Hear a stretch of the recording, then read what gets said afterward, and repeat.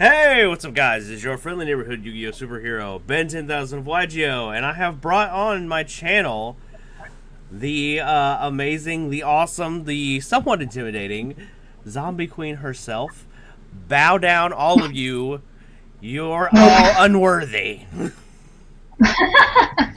But so, No.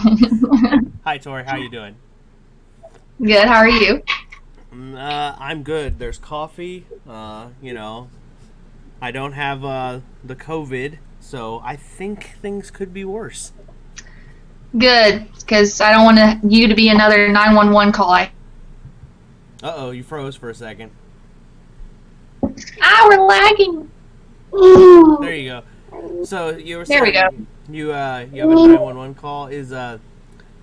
Would you mind telling the audience what it is you do for a day job?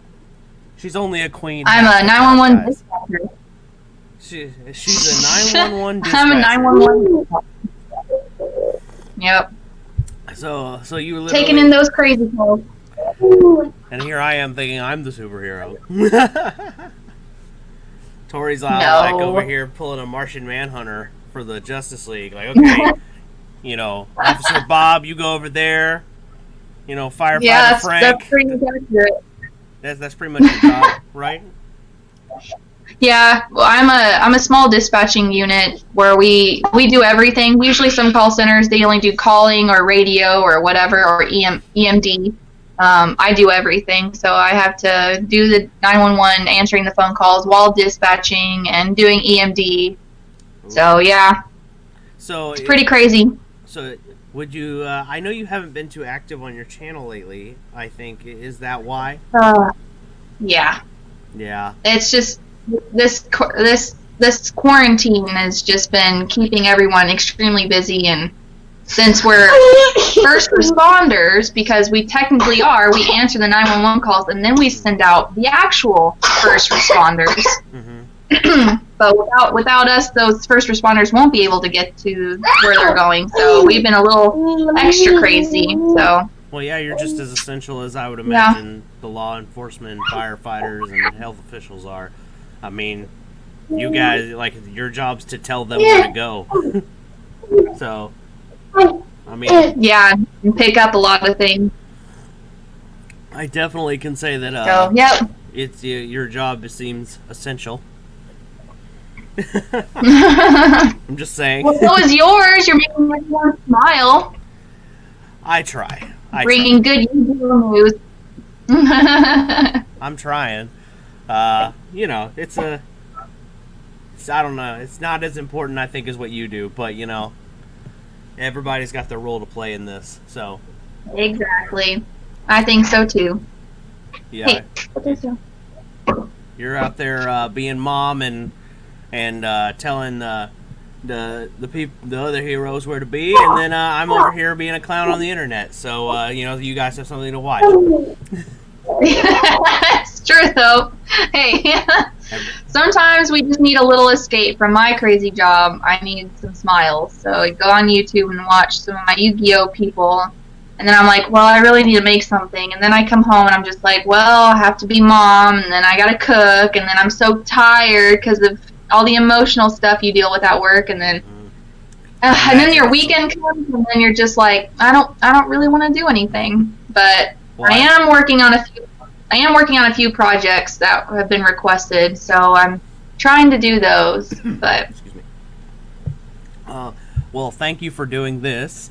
I know that between being mom and being a dispatcher, I mean, where do you find time to be the queen? Well, I'm excited for whenever this whole entire Corona crap is done, so I can go out and do some things. But okay. Well, I heard some news on that actually. Oh yeah. Well, I kind of dabble in news and politics, just to stay informed, that kind of thing.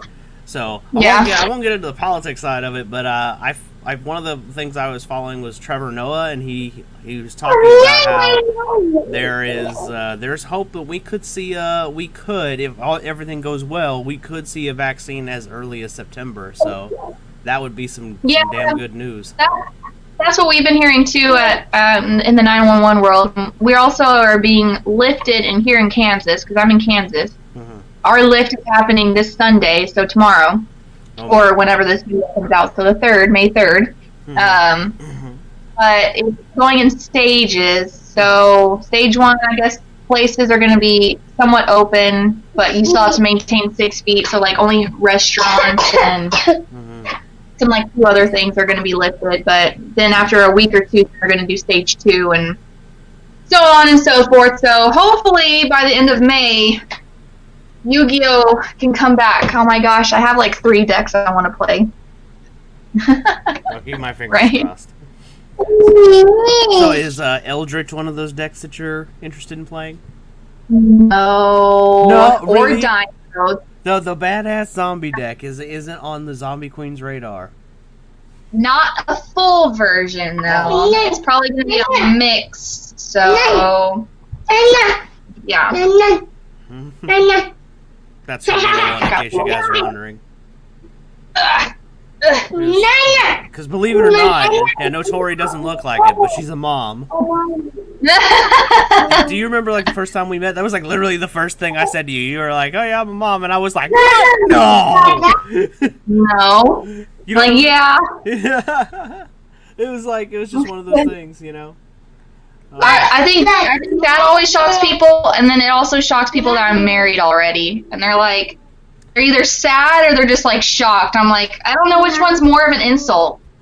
That you're sad or that you're shocked that I'm married already. So I don't know. You know, the truth is, that thought didn't even come to my mind when I met you. How sad is that? No, that's really good. That makes me so happy. Like, because it just shows that that's not what all men think, and that makes Yu-Gi-Oh women feel happier. Oh, okay. So. Yeah, like when I met you, I was literally like, I was in my Yu-Gi-Oh space. So, you know what I mean? So I wasn't really like more guys need to be that way. Just a few more. Like I'm part of a I'm part of a Yu-Gi-Oh group, or I guess a group, and none of them treat me the way that when I go to regionals, that how some men treat me there. So it makes me happy because then I can go and lean on my group, and they're more supportive, and they'll either go and talk to those guys, which I never expected what was going to happen, or you know they watch my back. Gotcha. I don't imagine I would watch your back, but nobody would be intimidated by me. They'd be like, "Who is this 5'4"? You know, short, chubby dude," and be like, "I will take out your ankles." Come at me! Come at me! Yeah, see, nobody be intimidated by me. Until the watch comes out. Right?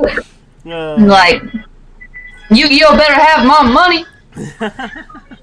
Where's my money, Brian? Where is it? My turn to Stewie.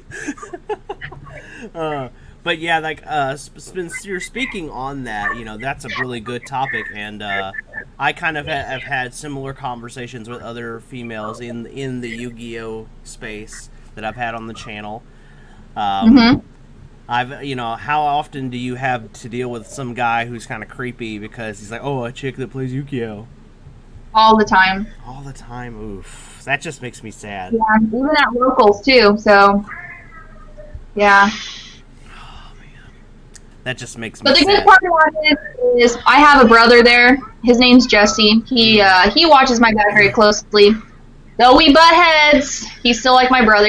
He's not like my real brother, but he's definitely like my brother. We all have that friend that's might as well be family. So. Yeah, he is. He's very much so, and so are I call them the Brothers Grimm. They're also like family too. Just like we butt heads, but I love them dearly. I would do anything for them, and they always have my back. So, yeah. Well, I have those type of. Go ahead. I was gonna say, do you have a story in particular that pops to your mind? One time I went to Nats. It was my first going to Nats, and of course I didn't have an invite. I just wanted the experience. I was also 7 months pregnant when I went there, and I was there with my whole group. So Johnny, everyone knows Asian Persuasion. I was there with Johnny, and then a lot of my Kansas guys, and then my brothers. And I heard that there was a guy who wanted to try to, and it was going all around Nats, which was even scarier, since I was I think it was one of 6 female players that were actually playing. Mm-hmm. And Nats was over like 2,000, 3,000 players there.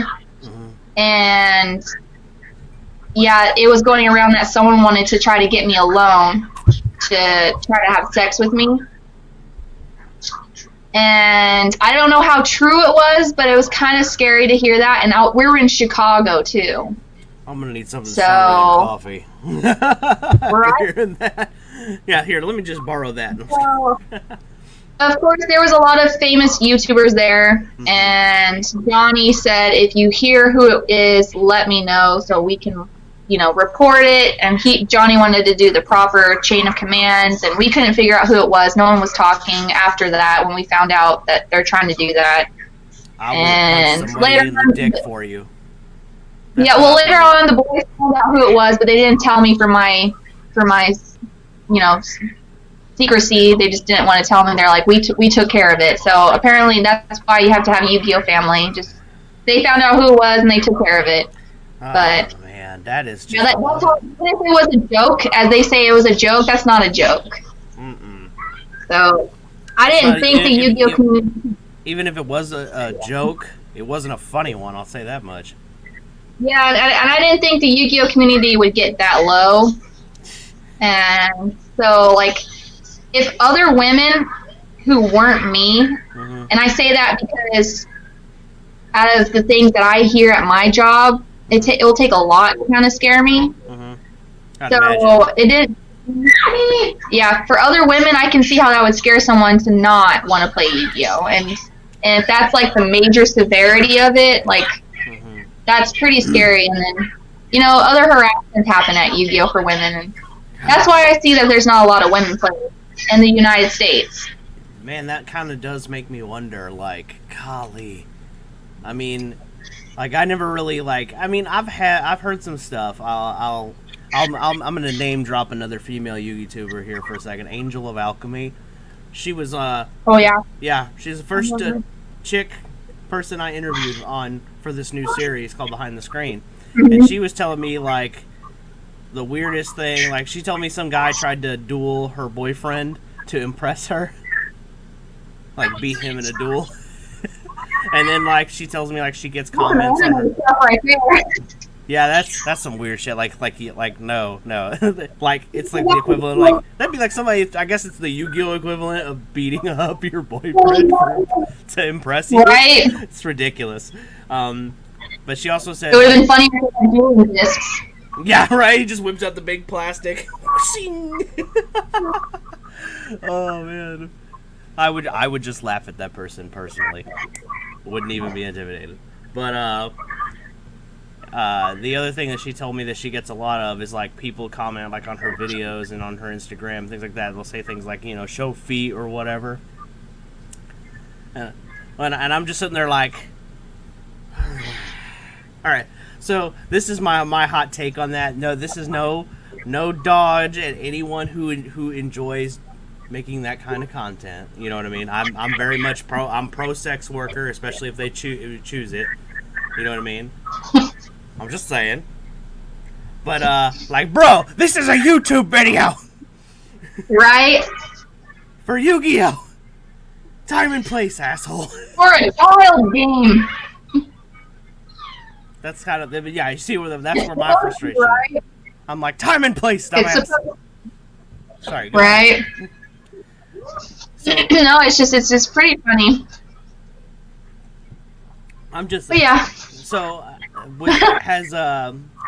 being that you do you think that because of the whole, like, kind of the creeps in Yu-Gi-Oh, like, that's really the biggest reason why we don't have a higher female population in our game? I think that's a very high percentage of why, and I think the other percentage, because it's in the works, because it's not going to take just like a few sessions of interviewing women. But I've been interviewing a lot of women and also their significant other, as to why women don't want to play Yu-Gi-Oh, or when they play it, why they don't want to play competitively. And in my segment in the future, it's just going to shine a light on what Konami can do for the community and how they can attract more females. So in Japan, they have an actual female tournament. Yeah, the Princess Cup, right? The Princess Cup, that is correct. And I've been doing so much research, like you have no idea. It looks like I'm a stalker of Konami as to like how we can impress North America in like bringing forth a Princess Cup. That would help our female community. Every place I've gone to for locals, regionals, and Nats, and I'm going to Worlds. Hopefully it's still happening in June or July. I think it's June, right? June? I have no idea. Anyway. I don't remember. Does that make me a bad Yu-Gi-Oh player? I don't know when Worlds is supposed to happen. No, well, it's probably changing because of quarantine, but yeah. Out of the regionals, the max amount of females that we've seen is 8 so far. That seems just low. 8. That's really low. I would have liked. Right? Man, so and that's what I've been doing for my research. I haven't been able to broaden my horizon for other states, but in the state of Kansas, Arkansas, I believe Texas, and Oklahoma, the max amount is 8. So that will go to regional. So here's a hard question for you. Are you at all worried about how a Princess Cup would be received here in the States? No, I think it would be welcomed. Every female I've interviewed who is not really playing competitively, which is pretty low, you know, like they're like, oh, I'm just playing because my boyfriend, which that always makes me so mad. Or the other one that makes me so mad is I only want to play the cute cards, and I'm just like, yeah, we have a whole archetype of that. Yeah, Fluffles. Or Madolches. Yeah, we have, and we have a few. We have another one on the way. I think like a bunny archetype or something. Oh yeah, and they kind of remind me of Fluffles, but yeah, but I get it. Everybody wants to play their thing, you know. Like I get it. Yeah, but if you want to play because you want to have fun, so you want to play cute cards, cool. I understand that because I play Skull Servants. They're not cute, but they're horrible, and I love them dearly, and I don't care what anyone says. They are the best cards. Could you imagine you being in a Princess Cup, and every other chick in the whole tournament's playing something like, you know, Harpy Ladies, or they're playing like Madolche or Fluffle, and then you come in with your zombies, and they're like, oh my god, that is not cute. Skull Servant. No, I actually am building the most bougiest deck, and it's actually been working super well. But my dead hand to live hand ratio is still kind of bad, so I've been working on it. But it's Skull Servant Mystic Mine. Mystic Mine. Ooh. You're playing dirty over there. So the whole is because it's like such a small amount of Skull Servant cards, but it still will work. And it's just the goal is to bring out Mystic Mine and then send what I can for Skull Servants and bring out Big Daddy. Yeah, and then your opponent's like, I can't do anything. Just attack over. Just attack over or have him just there and then... Just sitting there looking all intimidating and shit and watching people go, oh, that's a big zombie. Like, yes, he is. Because I don't care how much I put into the graveyard, because I'll have Mystic Mine, so you can't battle me. And then I'll just keep putting his materials in the grave, and then I'll bring out Big Daddy, and then attack over. That reminds me of that. That'll be like that Goofy meme. I'll do it again! Yeah. Oh, man. That's what I'm going to be like. So... back to the more like serious topic. The reason why I was asking is I don't think for sure in my opinion the lady peeps in the audience that would be at the Princess Cup, I for sure think they'd be 100% behind it. Where I was getting at was maybe the guys who might be like offended by an all girls tournament. What do you think about that? Are you worried about like them being that? I don't think so, because from the men that I've interviewed, they're also pretty sad that women don't want to come to this game. And their opinion is that they think the game's too hard, or there's too much strategy behind it, and they just kind of want to play a game and have fun. So I think what they're looking for more is kind of like an easy game, and Yu-Gi-Oh is not easy. No. I mean, plain and simple, there's too much strategy behind it. There's too many cards. Now there's too many rules. There's a ban list, and I just think women just get so bored with it so easily. But the women who are gamers, who are nerds, who love strategizing, who love mind games, like, this is a game for them. And I just think if more people could show them this game, and they don't have to buy the cards, like, they can go on Dueling Book or stuff like that and or play get on Duel Links or something, yeah. Yep, I think they would definitely like the game and have fun with it. It's pretty easy once you mess around with it. I mean, it took me a couple months just because I didn't have all the cards and we didn't have Dueling Books back then. So, well, I just the reason I ask is because I have had individuals that I know personally. Luckily, they've never been on the channel or anything, but they've had. The reason I asked is because, like, I remember I mentioned a Princess Cup once to a friend of mine, to kind of as a way to get more females playing Yu-Gi-Oh, and he like scoffed at it. He's like, there shouldn't be a tournament based around a gender, you know. But he's one of those people who gets offended by everything. So. I mean, there's definitely going to be those people, and I can't really say my own personal opinion about that because I am a female. If you look at the statistics of who's winning every Worlds and who's up there in every Worlds, how many of them are women? So it's kind of already a man winning deal.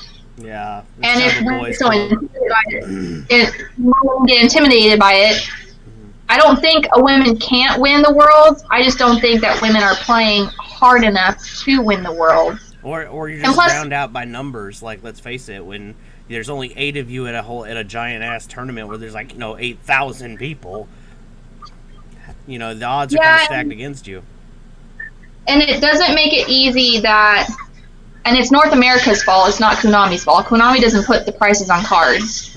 It's our fault. It gets pretty expensive. Yep, it's our secondary market.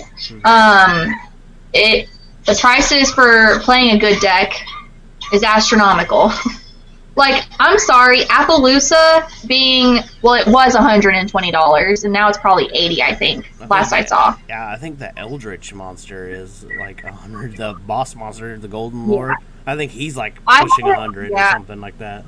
I haven't checked prices for the newest cards that just got released because I haven't been able to, but there are a few cards that I really want, and then I go and look at some of their prices. It's like, they went crazy. Like, 101 went from like being a 25-cent card, like last week, and now it's like a $75 card all of a sudden. So it's like, holy crap. I don't know. Jaw floor when it comes to pricing, right? Like, oh, Jesus, maybe I should sell my Ulti 101. That's just wild. Some you get, and then some cards that were like uber budget, like say 10 goldfish, is like almost $5 now or something like that. So you're like, what are you playing 10 goldfish in? Heroes? Yeah, because the market is so crazy right now because no one's able to play, so there's no technical, actual, fact tier for each deck. I mean, poor Team Samurai. He thinks everything's tier 0, but poor Sam. Dinos is not tier 0. It's probably tier 1. I'm sorry. It's a good deck. It's a really good deck. I'm just kidding. I don't care. No, I mean, it really is a good deck. Especially with the new support. I don't think it's tier 0, obviously, and plus you can't really say it definitively that it is tier 0. But it's definitely going to be at regionals. Well, and then on the dinosaur topic, it seems to me like Yu-Gi-Tubers can't seem to agree. So Team Sam's like tier 0. Then you go to Info 40, and he's like, it's not even good, bro. It's not even good. Yeah. You can't look at Team Samurai. I'm sorry. I love him dearly. He's a sweet kid, but no. I have no idea. I've never met him. Cimooo would be the one that you would definitely take into consideration. Very hardcore because he knows his facts. He's very knowledgeable, and he doesn't even think it's tier 0. So it's like, I don't know. But I digress. But yeah, my decks of choice are something that I just like playing. I did go competitively when Orcus was a huge deal. I did make it really, really far at some regionals. I just am not as competitive as some guys. And then being a woman, too, when I catch them cheating, they try to bully you, thinking that they're not cheating, and then you call over a judge. Yeah, then the judge sides with you, and they're like, and then, of course, they use your sex against you. Yeah, but, inadvertently they try to, and then they just bully you, so they don't make it very fun. I just think more guys need to be gentlemen when playing other women. I think it would make it fun. Yes, you can be competitive, because I'm going to get aggressive when I'm competitive too, but don't be a dick. Yeah. I mean, that's just across the board. Everyone just should not be an asshole for no reason. Yeah. So have you dealt with that a lot? Like people make comments at you like, "Oh, the judge decided with you because you have tits or whatever." No. Luckily, not yet. No, you haven't had a comment like that hit at you yet? No, thank God. 'Cause I would take that far. Yeah, you'd be like, "That's it. I'm gonna." No, I would take it straight up to the board. Especially Richard would not have that. Richard would not take that lightly. That's your hubby, right? That's my hubby. No, that's the head judge. Okay, I didn't know what your husband's name was, to be honest. So that's why I asked. Yeah, my husband's name is Thane. Thane. And it's funny because the Yu-Gi-Oh community loves my husband more than they love me. So. Truth be told, I don't think I met your husband. At least I don't remember. No, he wasn't. He wasn't there at the. We met at. It's some Texas event. That's what I remember. I can't remember. I think it. It was Dallas. Was it Dallas? Yeah, something in Dallas. I don't remember. It's specific. I don't remember the specific I don't remember what the specific event was. I think it was a UDS. UDS, maybe. I don't remember. Yeah. I don't. Yeah. I don't think I was playing in the main event. I think I was just playing side events, but I don't remember. I played the main event, but I didn't bring a really good deck. I brought my version of Mystic Mind, which I was kind of sad I did, because then I was like, I should have just stuck with my Mystic Mind deck that I did before. And then when I changed it for the side event, I won the Winamat, so. I feel you. I was like, I was playing Shadal, Kaiju, Dinosaur, some weird mesh like that. Yeah. So, yeah. It is. My best friend Drew plays pure Kaijus. He's just like, and big monster. When he had all the available cards, it was like he was playing it so broken. So I hope the question this wasn't too deep for you. I just was kind of curious because I know you're gonna have different experiences than me because you are a female Yu-Gi-Oh player. And I'm not. You know what I mean? I don't have to put up with nobody in my comment section says things like show feet and they don't mean it as a joke. You know what I mean? Yeah, and I think it's hilarious because of Ash Blossom. Okay, so yeah, Yu-Gi-Oh players are weird. So trolly, it's hilarious. I mean, if women can't take some jokes to an extent, like if they're continuously being sexual. Yeah, I mean, there's a difference between leaving that comment show feed or whatever on a video about that Ash Blossom artwork, and then there's a difference between every video the Zombie Queen makes. Somebody's like, "Yo, Zombie Queen, show feed." Yeah, that's taking it too far. I can laugh at a funny joke, especially if it's a sexual one, if you're not pushing the boundaries. But if you're the boundaries constantly and you're always doing it and you're always making comments, then there needs to be a discussion. But obviously some men are so hard-headed that even a discussion is not going to stop them. You just gotta do what you can to block them. Yeah, and the block button's a powerful tool. Yeah, and make judges aware of them. So if they're at an event. Oh, that's good. That's good. So, how does Thane handle it? Does he have to put his tempering check sometimes with the way people maybe not with you specifically, but no, I mean we don't have secrets, so I tell him everything. Yeah, that's what I mean. So if you've ever had somebody say a sexist comment in the Yu-Gi-Oh community at you, how does he handle it? Does he kind of be like, well, fuck that guy? Yeah, when we were in Chicago for Nats and that happened, of course, he wasn't there with me. I just went by myself with my friends, and I told him what happened, that we heard this, and he was pissed because he was in Kansas and I was there in Chicago. And I said, don't worry, I've got blah, blah, blah on it. And he's like, all right, let me talk to him. You had your crew.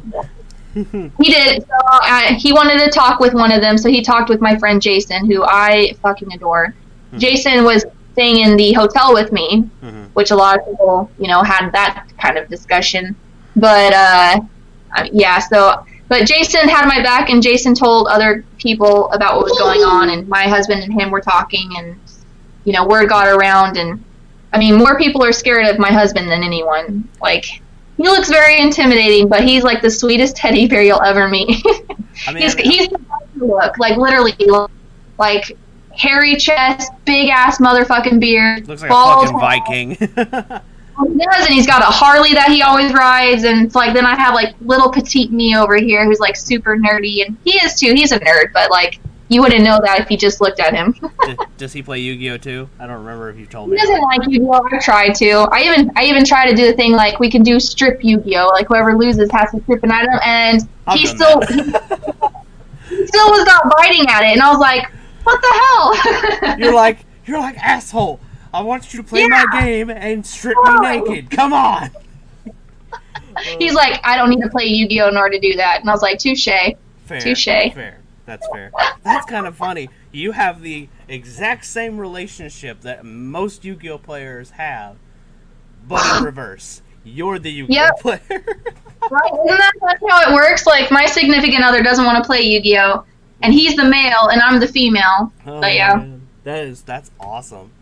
That is awesome. It's good to know that now we also have other things we can bond over, because now we can all complain about how every time I go on a date with a chick, and if I bring up Yu-Gi-Oh, I'm going to get that whatever. That. Well, you can play it, but just know that I'm playing it very competitively. Right? I mean, I'm trying to turn it into a job, so. Hey, it will work. It's persistence. Oh yeah, I mean, thanks to stuff. Actually, truth be told, thanks to this segment we're recording right now, I probably have gained more subs because this is just an easy video for people to work with me on. Right? Yeah. I mean, you've already done three really big Yu-Gi-Oh tubers. Yeah. And it wouldn't shock me if these did not take you to thousands of subscribers soon. I have no idea, but I mean, I'm gonna keep doing this segment. My audience seems to like it, and it's also I like watching it. Oh, good. It's it's good. It's good fun. I like this segment personally because we're learning more about you behind the screen, on the screen. So we get to learn, we have to learn about in the case of you, Tori, how many people knew that you were a mom or that you were a dispatcher. I mean, these are things that aren't Yu-Gi-Oh related, and your passion for getting more ladies to play the game. That's a big important cause to you. So we're learning a lot more about you as a person, and I find it more interesting that way.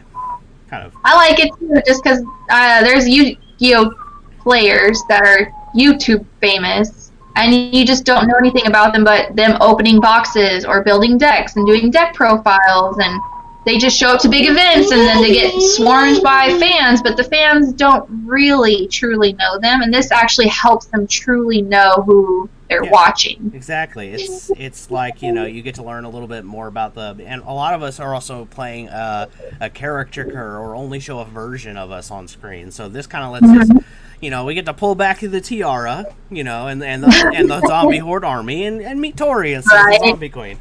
Yeah.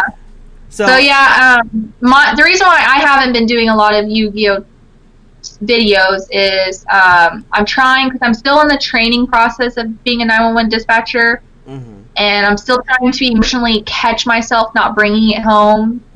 Like, for instance, the other day we had a double instant death on the highway. It was a semi versus a van, and just saying that and people just hearing it, they're like, oh man, oh, that sucks. Well, that's all that you hear. Yeah, I'm literally on the phone. Yeah, with somebody who's panicking, who's freaking out, who's talking about the details. That's one version, and then we're on the phone with that person who just died, or we're on the phone with the surrounding people. So, like, it's hard to hear that and then come home and be like, I'm going to play Yu-Gi-Oh! Yeah. Psychologically, my brain doesn't work that way, and it may work for other people. Like, that can be their coping mechanism, that they can come and play Yu-Gi-Oh! But for me, I want to come home and hug and kiss my son and hug and kiss my husband and then relax, eat dinner, enjoy their company, and know that, thank goodness, I was able to come home.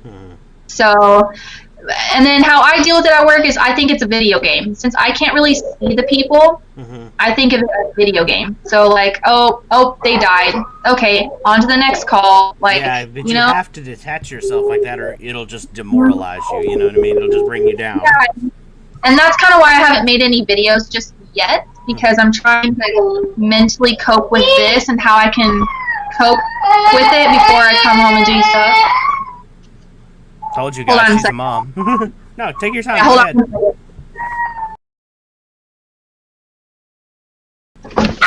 Sorry. It's all good. It was nap time. It's all good. You're a mom. We all know you've got responsibilities, so and I can just edit. You know what I mean? Just that's what I was thinking too. I was like, okay, make it fast. Yeah, I was like, don't even worry about it. I would have been like, nah, you go, take your business. I mean. And then I would have just, cut it like, back after mom duty or something. You know what I mean? Yeah. Okay. 5 minutes later. Yeah. Oh, man, are you kidding me? I would have sold that as a bit. If I had like a plastic skeleton around here, I'd have been like 7,000 years later, and then you would have come back, and instead of me, you just saw the plastic skeleton with my hat on. Right. I actually have a full-blown skeletal system down in my office. I need to get one of those for a prop.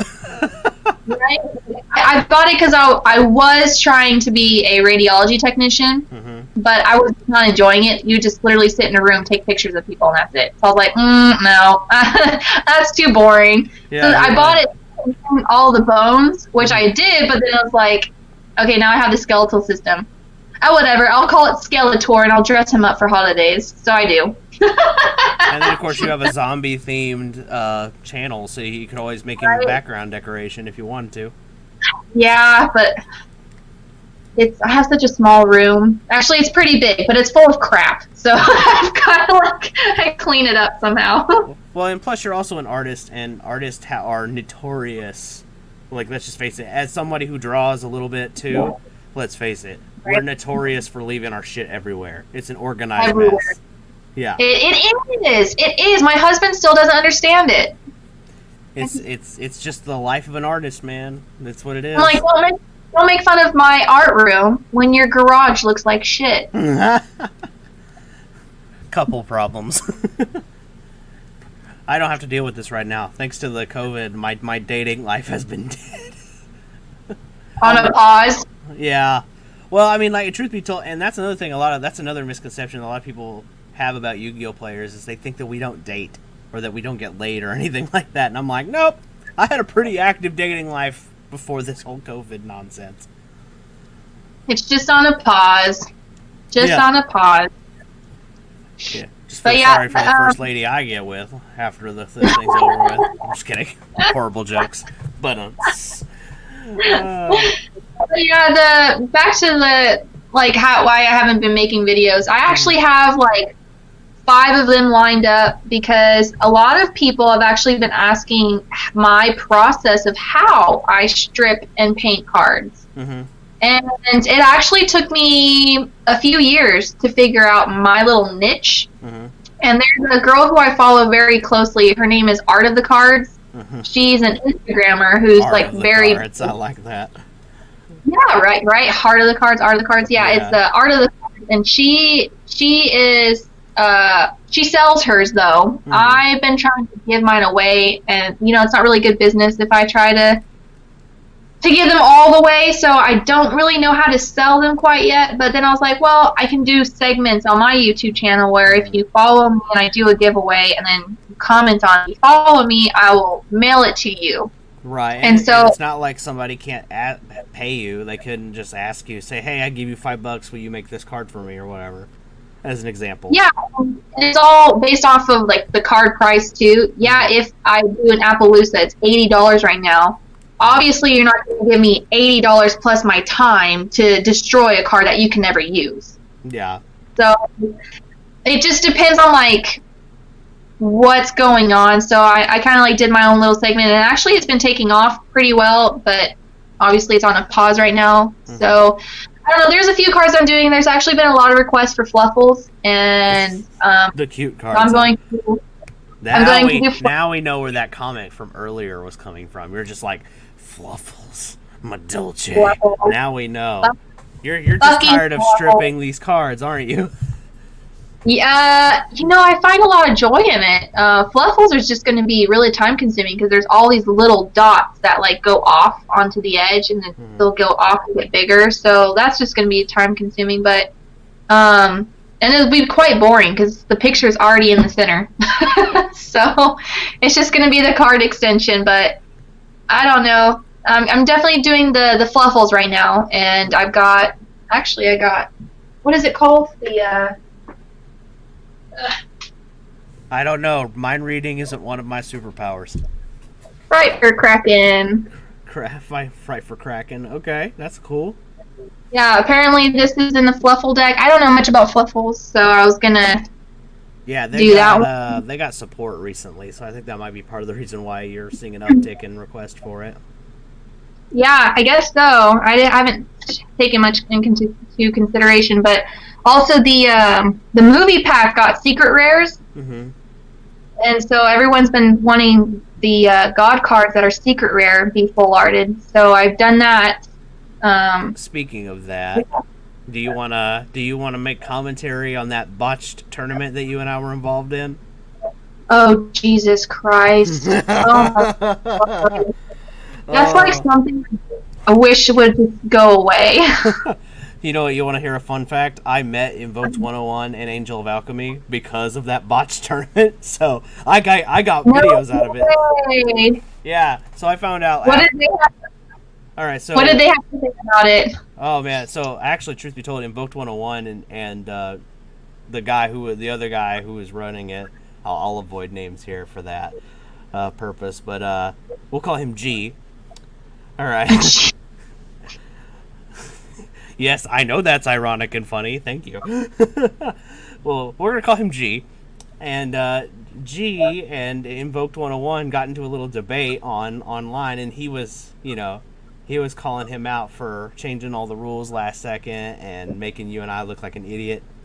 So. Oh, wow. I didn't know that. I literally blocked everything. Like, I blocked the comments so I wouldn't read it. I was only talking to you. And I was pretty pissed, and I even told my husband about what happened. My husband was pissed. He's like, well, why didn't you make comments? I was like, yeah, I took screenshots when he changed it, because it's open to everyone seeing who changed what, and it was not in the rules. It was supposed to be a 24-hour deal, or not a 24-hour deal. It was supposed to be done that day, I should say. It was supposed to be like a quick tournament done in a couple hours. Yeah. And get your prize. Yeah. So because of that, I've actually made a play set of one of the God cards. I won't say which one, but and I was hoping we can do another tournament and I give those away. And then I've got some other cards that I wanted to do a tournament for with you on and stuff like that. But we can talk about that when the cameras aren't rolling, because I have an idea, and I think you'll like it. But that was very embarrassing. Yeah, I would have to say that was not my finest moment via internet. Yeah, you know what? I felt really dumb. You want to know why? Here's another reason why I felt like double stupid. Because remember how you and I were kind of doing the live stream thing? I didn't know OBS had specific settings. So, like, if you wanted to talk to someone on the phone and record it, you have to have a separate setting for them to hear you. You're not just counted as audio. So it sounds like I'm just talking to myself on stream. Oh no! Can you even hear any of me? No. So I just sound like a crazy person, like talking to my imaginary friend. And I was like, oh. And then Yugi No had to teach me how to not do that anymore. So. Hey, you live and learn, right? Yeah. You will never learn by always winning at something. You always learn if you fail. I mean, frick, man. Yeah, my theme song is not "I always win, win, win." No, win, Yeah. no matter what. Yeah, exactly. No, that is not my theme song. Disney Channel taught me that.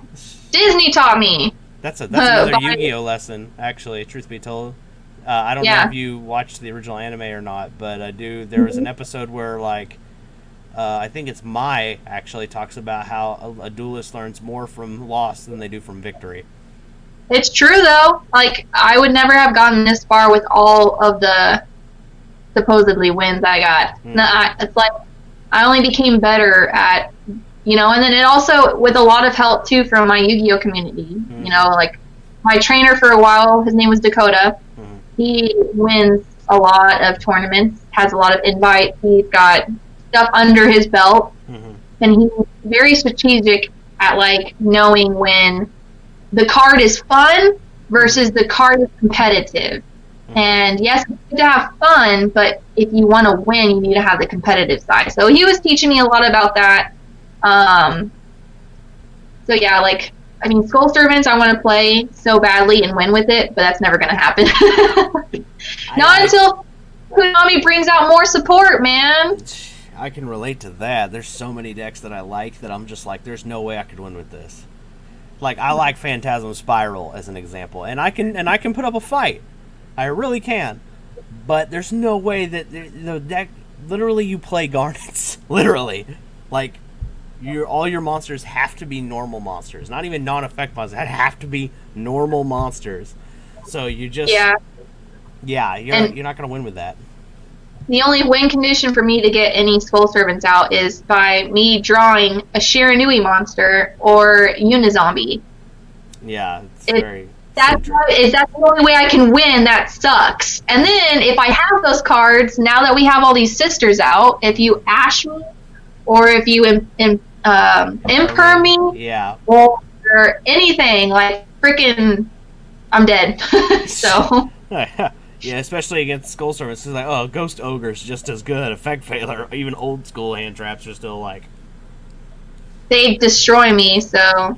But anyway, like, yeah, but my favorite deck right now that I'm actually working on that is competitive, that I've been talking with a lot of my Oklahoma friends, they're helping me build it, is my Tenyi deck. Now that's another cool deck, actually, in my opinion. I like the Tenyis. Because I do too. So I like non-effect monsters for some reason, so anything that could like potentially make them good, I'm down. Yeah, I was gonna make a Synchron deck. It's just not reliable. I mean, Tenyi is also not reliable, but at least I can build a board without any way that all these hand traps can stop me. That's the same. I mean, that's one of the reasons why I enjoy dinosaurs is because they're not so hand trap.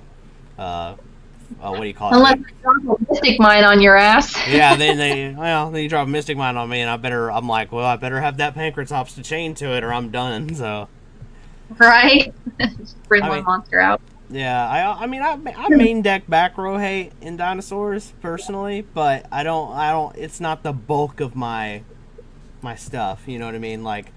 It's the other thing I can do to out a Mystic Mind board for my personal dino deck is I play Dark Hole, so I can just choose not to, like for example, if I have a baby on the field, I can just be like, nah, I'm just not gonna bring a dino out and just have no monsters. But then I leave myself open to you, so it's kind of a double-edged sword that way. But I don't know. I'm excited for when locals open back up, for when we can experiment with things again. Regionals happen, because right now it's kind of like a clean slate all over again. Like how it was when the new ban list hit. Yeah. Clean slate across the board. Everyone's imagination is up for grabs. Yeah, everyone's like, gotta experiment with this or experiment with that. And that's my favorite part of Yu-Gi-Oh! I hate it when we get close to Worlds and it's only 2 decks. Yeah. Nobody likes that format. Or Orchest, and it's like, no, like yeah, that's your tier 0, but like, come on, like change it up for Worlds. Like, I don't know. I that's the only reason why I don't like when it gets too competitive. Mm-hmm. One of the things that I feel like with Yu-Gi-Oh! That needs to change is I don't mind having like the big 3, right? Like, whatever the decks are, you'll have the big 3. Mm-hmm. I don't mind that, like a rock paper scissors format, if you will. But my issue is it feels like when you have the tier 1 decks and they're like, here's the tier 1 decks and here's the tier 2 decks, and they're just like this far apart, right? In my opinion, they should be like this. This is still tier 1, this is tier 2. You know what I mean? That gap needs to be a little closer. And for experiment for kids to be like, okay, well, I want to play with this card that came out 15 years ago that everyone forgot about.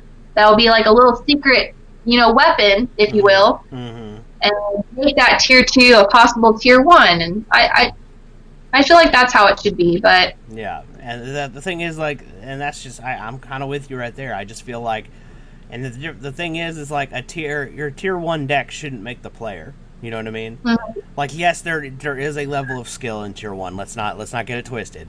If you play a tier 1 deck, you obviously, and you pilot it well, you're going to do well at events. That's just true, right? But I feel personally that the way it should be is that if I wanted to pilot a tier 2 deck and I'm a really good player, I should have just as good a shot at winning.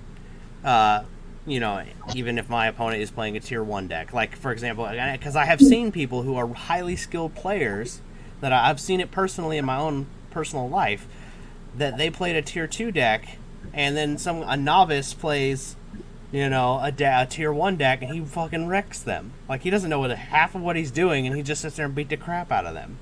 Mm-hmm. Well, like, my good instance I like to compare to is Johnny, or Agent Persuasion. Mm-hmm. He always goes to regionals with the bougiest decks, and it makes everyone laugh, but I'm like, that's the point of Yu-Gi-Oh! I should be able to bring prank kids to freaking regionals and get top 8 with it. Yeah, I should be able to bring Noble Knights and have a viable and let it be a viable option. That was great at UDS when someone got, what was it, top 15 or something like that, top 12 with Noble Knights. I was like, King Arthur would be so proud. There was a prank kids that got top. There was Noble Knights that got top, and then there was Salads and Orchest and. Yeah, but then the thing that bothers people is that it's like 90%, those 3 decks or whatever, and then it's like 2% the interesting ones. Of course, it's always fun to see those decks top, and the reason why is because they kind of steal the show. And I kind of enjoyed that aspect of it. Like, those are the ones that I record. Like, people don't go for those guys right away. They always go for who got first place, and goes through like the top 3, and then the top 6, and then 10, and then drop it, or 8 actually. Sorry, the top 8, and then drop it. And I'm like, no. 12th place. What were you playing? Oh, you were playing Skull Servants, bro. Let's go. And then I gotta get this. Yeah, those are who I do, and like, or the people who got pretty far, like almost top 32, and they were playing like the bougiest deck. I do those interviews because people spent so much time on their deck and they got so close and they bubbled. I like those decks because they tried really, really hard, and those are the kids that needed to shine. And it's funny because some of my interviews that got like under top 8 or under top 32, when I interviewed them, I gave them a boost of confidence that the next time I saw them, they topped a regional. And I was like, can I do an interview with you? Like, yeah, I remember you, Zombie. Let's do this. And I'm like, fuck yeah. Just like YouTubers like you and I, who are not as big as Cimooo, and I mean, any name drops. We can just say any name drop. What? I'm not as big as Cimooo? I mean, I don't think Cimooo's as big as his name. But thank you, ladies and gentlemen. Anyway. He's the, I've met Cimooo, and he was just your typical famous person. Like, I mean, I was like, hey, can I have you sign my card? He's like, yeah, sure. And of course, it was, his card. So I had him sign it, and I was like, just to let you know, I am a huge fan. And I know a lot of people have told you that, and I just wanted to say thank you. And he's like, oh, okay, thanks. Hey, what's going on? And it's like he doesn't give you the enough time that I think. That's an interesting experience. I mean, I've never walked up to him and said I was a fan, but like, I've also tried to get interviews with him, so no success. But also it's like it's really hard to do interviews. I've learned at a YCS because, especially like on day one, it's just bloody impossible. Yeah, well, and I've got quite a few experiences with oh shoot, what are their names? Oh my gosh, there's like 5 of them. Team and APS? Alex, huh? Team APS maybe. I know you. Yeah. Yeah. With Paul and I've met them. Yeah, I met them at the UDS, and he got his deck stolen and everything, so he was going. You and I were at that same. Yeah, that's where you and I met too. I tried to talk with him just to say hi and say I appreciate all that you do and make smiles and everything, and they really didn't give it time of day either because they were trying to record, and then all of a sudden they're like, oh, well, let's talk about the ban list with you. And I said, okay. I gave the interview, and of course they posted everyone else's interview that I watched him do except for mine. Really? So, yeah, I thought that was pretty interesting. I didn't know what their reasoning was behind it, but I've also tried to contact them via Instagram and everything. Nothing, huh? They've commented back saying, oh, sorry, we've just been busy. And I was like, I understand. I'm just hoping I can just get a mailing address so I can mail you out some cards that I do just to let you know. And I just think it's a lot harder to communicate with the bigger guys than it is with the, like, I don't know, yugioh or, people like that. So. Yeah, well, I mean, and yugioh is one of the bigger names in the community, but I think I also kind of got lucky in the aspect of it because, like, I think the thing is like I just reached out to him, and then him and I had a conversation, and then him and I kind of hit it off in a friendly way. So I was like, so him and I, have that's the only reason why is because I guess we've developed a working friendship, I would say. So. I just got lucky. That's all that is there. I just don't know. See, it's funny because hearing your experiences versus hearing mine, it just makes you think why. Because I'm trying to do someone. I'm so pretty. You are. You're gorgeous. You have the personality of a goddess. Like, oh my god. I don't know. Like, I just don't know. Like, I feel like more bigger YouTubers should reach out to the smaller YouTubers and help out. Because I mean, it's definitely they worked hard to get where they are. I'm not saying that they didn't. I'm just saying, like, because of us smaller people too, you've gotten bigger, and because of us fans, you've gotten big. So, like, I think they should give back to the community. I don't know. I feel like because we do it, that they should do it too. I don't know. Rant over. No, it's all good. Everybody, I think you're correct to a point. I do. I think, like let's face it, nobody is successful on their own, in my opinion, personally. No, it takes a village to do a lot. It is.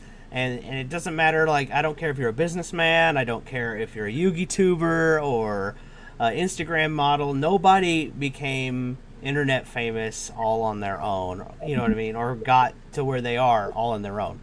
People have to like what you bring to the table and then want to support what you bring to the table. I mean, like just calling it the way I see it. So I do have to say, I did have a really good experience talking with Team APS.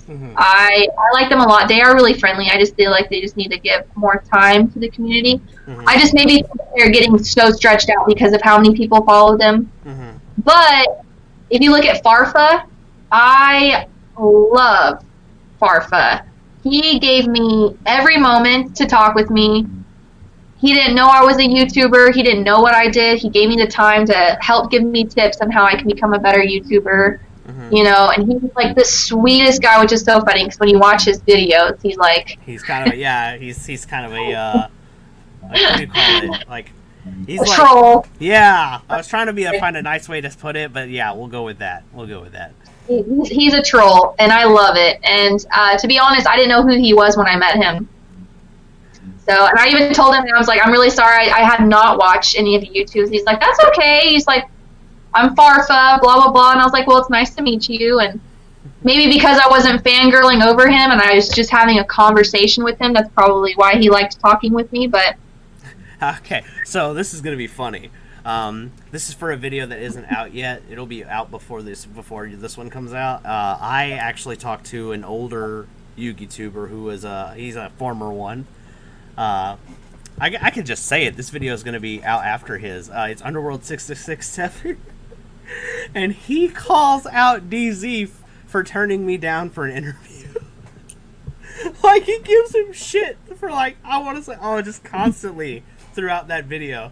I'm just sitting here laughing my ass off, and I'm like, well, if I didn't burn that bridge by accident already, I'm pretty sure Dan just tossed a grenade where that bridge was. Right, he's like, nope, boom, that interview is blown up. Yeah, so DZ will probably never work with me now. No, he probably will do it, and then in spite of that video, and then make it a better video. I have no idea. I mean, I would still... I mean, I have my disagreements with DZ, but I'll work with just about anybody. You know what I mean? Because I can pick their brain. YouTube, like, everyone has their own little nicks, and, like, there's... What they do is probably not what we approve of, but it doesn't make them a wrong person. Mm-hmm. You know, like, I couldn't do some of the videos you do. Like, I just don't have the patience for it. But you know what? Speaking on that, I believe you me. I sometimes I don't have the patience for it. Like, I literally, I'm running on like 4 hours of sleep right now.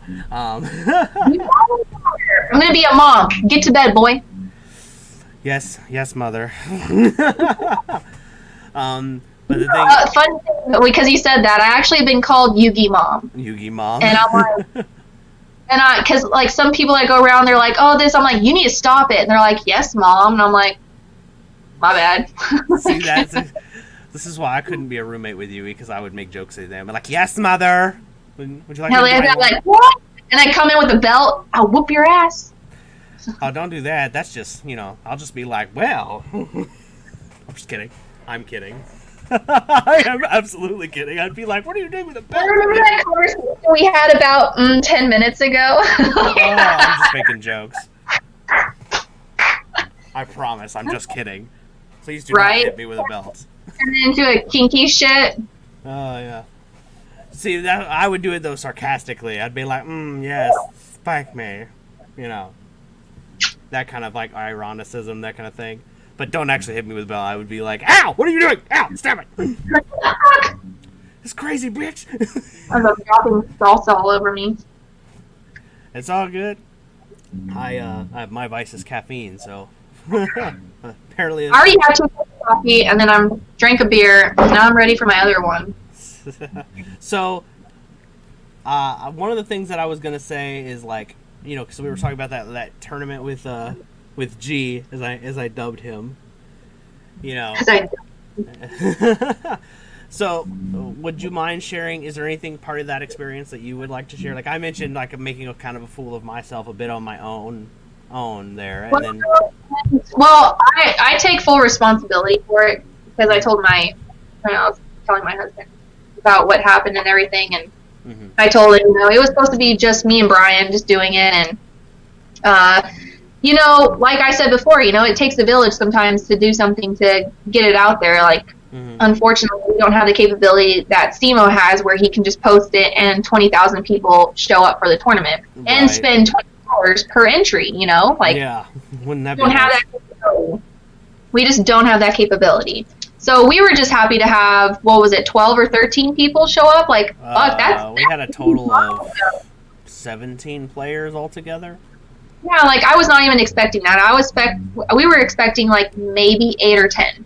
Yeah. So that was really nice. But anyway, I I just thought, it did get out of hand, and if we needed another person, it'd be nice. And in my chat group for my group, the person who joined us said he was also wanting to do it. So I said, okay, well, let's just all do it together. Mm-hmm.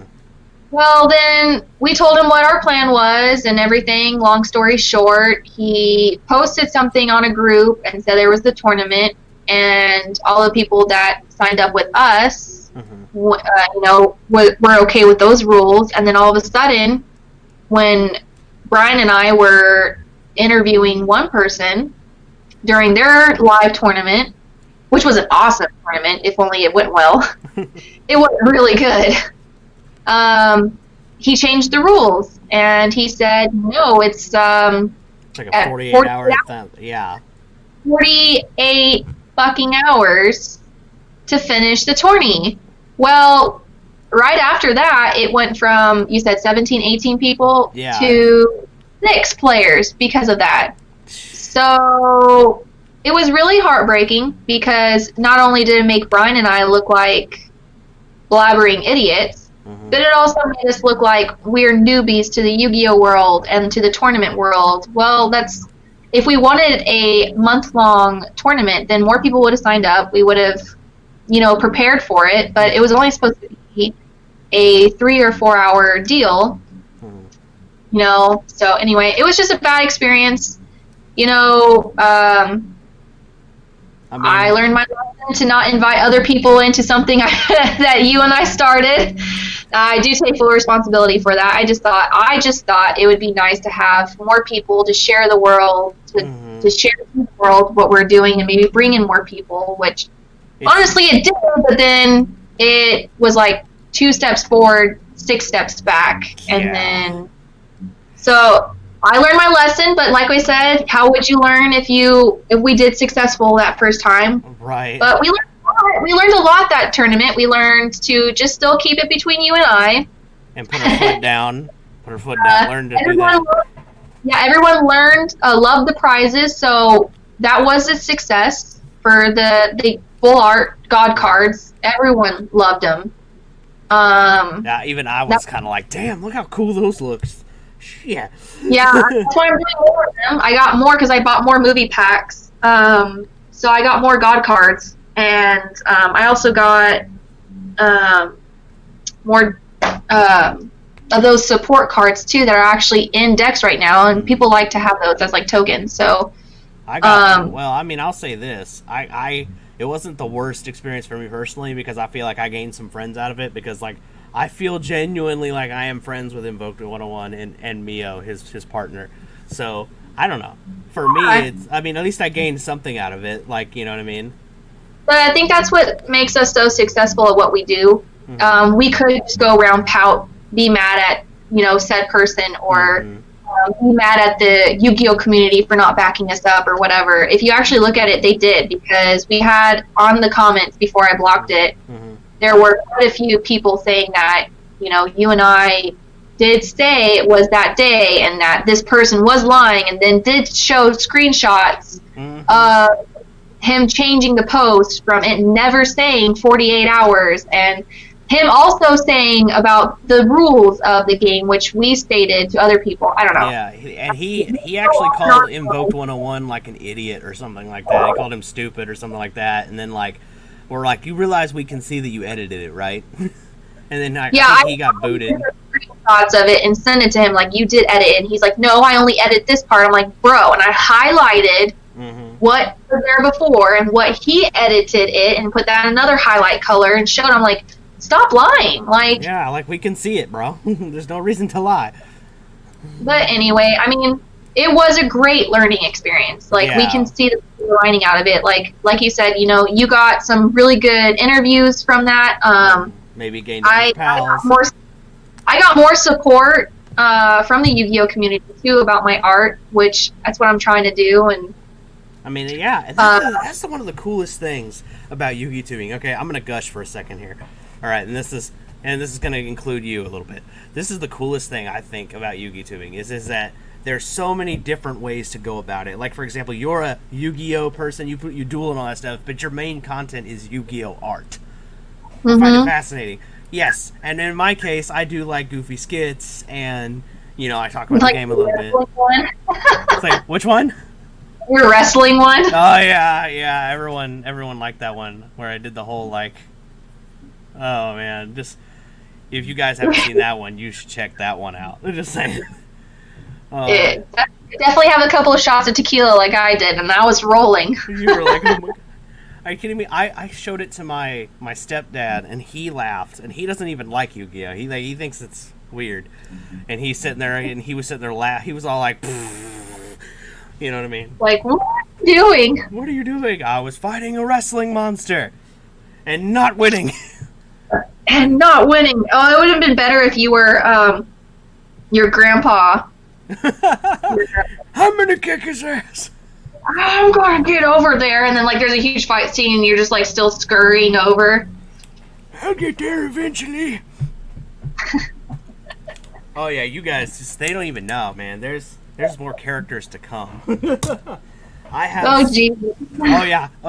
I can imagine when your YouTube channel takes off, and then you have like T-shirts of Grumpy Grandpa and like an art form. Oh my God, I would buy the Grumpy Grandpa one. No, I mean it's on my list. I have like, oh my gosh, you have no idea. There's so much behind the scenes stuff. I have like this giant like. You're like, hold on. I gotta move one the sec. binder, but yeah, I have like just entire pages like full of like notes and things like that, all related to the channel. Like a whole binder of just okay, yeah. Here's my money making ideas, like T-shirts and things like that, and all the different designs. And then I got another one of video ideas. I got another one of like, hey, this is what viewers have been requesting. I've got like it's just all sorts of stuff. Like, yeah, I know you're gonna take off. Like, and I put money on it. I hope. I mean, I'm trying. This is the. I'll put it to you this way. This is gonna sound really crazy, but I would think it'd be hilarious if I stayed in this YugiTube gang thing long enough to where the grumpy grandpa Yugi character that I play, like that's me in like 20 years, like minus the grumpy. Like I feel like you're gonna be like this big old YouTuber, and then you're gonna become like a Yugi judge, and then you're gonna have like a Yugi judge deal, being the old grandpa. Like, oh my God. I literally want to be like someday the name of the channel will change to Grandpa Ben. And I'll so 10,000 YGO, it would be like Grandpa Ben 10 YGO. Or just Grandpa Ben or something, and I'm just the Yu-Gi-Oh Grandpa. Like that'll be me. Yeah. I would love to be that guy. Be like Jeff, the Mystic Mind player, but the grandpa or the dad of Yu-Gi-Oh. Basically, yeah. I don't have a problem with that. Like truth be told, like one of the reasons why I even picked Ben 10,000 as my avatar for Yu-Gi-Oh is because the guy's like the character Ben 10,000 is like 40, and I'm like I just turned 30, so I'm like, well, I can be this guy for a while. Woo! Dirty 30. Master Swag King kept saying that the whole time. You're older than me. Yeah. Oh yeah. A lot of people didn't know this. They think I'm a younger guy, and I'm like, it's the chubby cheeks. They fool everyone. And mine's the tiny petiteness, but they're like, well, how old are you? And I'm like, I will be 29. They're like, what? Yeah, yeah, because you don't look 29. You don't look close to that. Like if I had to get a shot in the dark, I'd have been like, Tori's like 25. Yeah, like I get like 19, 22, and I'm like, yeah, you can keep that up. I mean, I'm not gonna lie.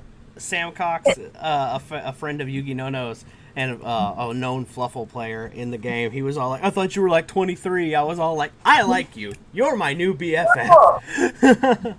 Fluffle, it's always there. I don't know why. Fluffle's always popping up with me. It's a Yu-Gi-Oh plague.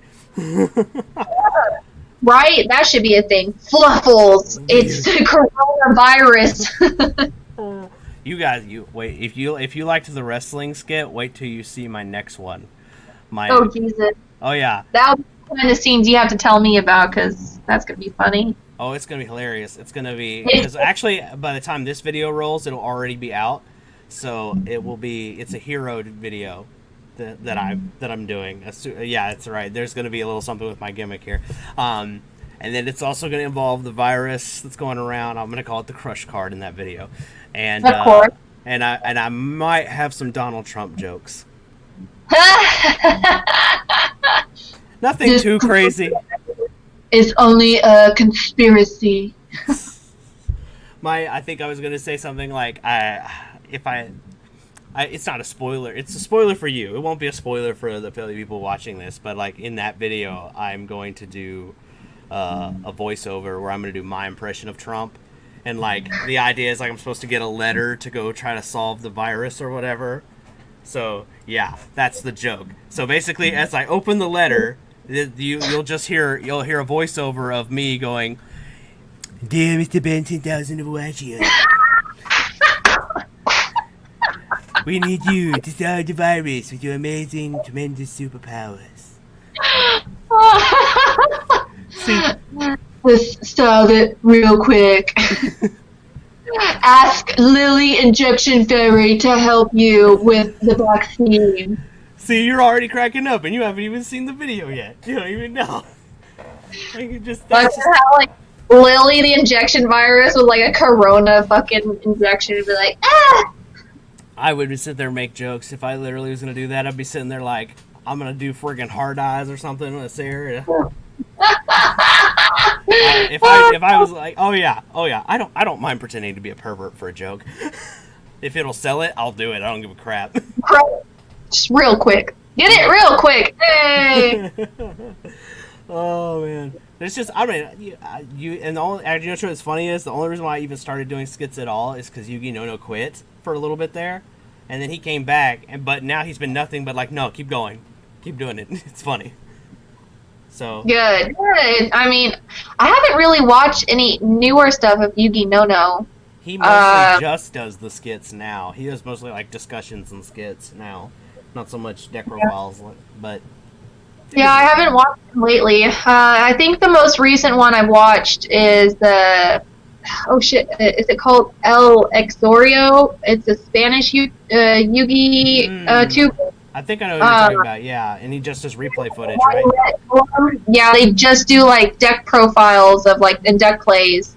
Yeah. Of what they're doing. They do like full blown like investigating of like dead hand versus good hands, and like if it's good against this deck versus this deck. Like I like watching them. The only reason I watch them is because it helped me learn what new decks just came out that I've missed, because I haven't even gotten the new support yet. Mm-hmm. Like the new box that just dropped, I don't know anything that's in it. Yeah, the only thing I know about is that Code Talker monster. Yeah, the super Unizombie, and then the super White Mare. Oh my god! White Mare zombies. That's like my cocaine. I need that. Like, I just picture you just. I gotta like, get that No. Unizombie. When I saw it was on the list and it was a super, I think it's a super, or an ultra. I don't know. I think it's an ultra. Mm-hmm. I was like, no, that's on my list. I'm buying it. Like payday was yesterday, so that's happening today. So. Then I saw Unizombie also got a new rarity. I didn't see what it was, if it was a super and ultra though, but I'm gonna purchase that one. Did your inner Eugene come out where you were like, I gotta get that Unizombie. I just have to have it. I'm over here like, see, I can do Eugene for yugioh too. Okay, so what other? I'm just a little bit curious because I know that you're into Yu-Gi-Oh. I know you like art, but what are some other things that you are interested in that maybe your audience doesn't necessarily know? Oh well, I can take you to my office. Okay. Let's do that. Sorry, I'm so heavy. That was a good one. Thank you. Gotta take down my. I got for the first time ever fan mail, and wow, really? The sweetest thing I've ever received. I'm actually framing it, so if my fan is watching, just know it's getting framed and it's getting put up in my office. Don't mind my mess. Oh my god, like it's awful. Like no, I'm judging you profusely. Just that is just not awful. Yeah, right now I'm working on my husband's coffee mug He wants One Piece, so I got a picture of Luffy, so I'm doing Luffy on there. But yeah, my biggest thing is Hocus Pocus. Obviously, I think everyone kind of knows it's my tattoo and everything. So I've got a Hocus Pocus section in my wall. Okay. Just to let you know, it's a little blurry, but we kind of can see it. But it's because I'm in my basement. So yeah. But it's okay. It's okay. We kind of get it. We can kind of see it. We can kind of make it out. So continue. I'm a huge Xena fan. Xena. Oh man, I remember that show. I'm a huge Kingdom Hearts fan. Oh, so you really are a geek. You're just as big a geek as I am.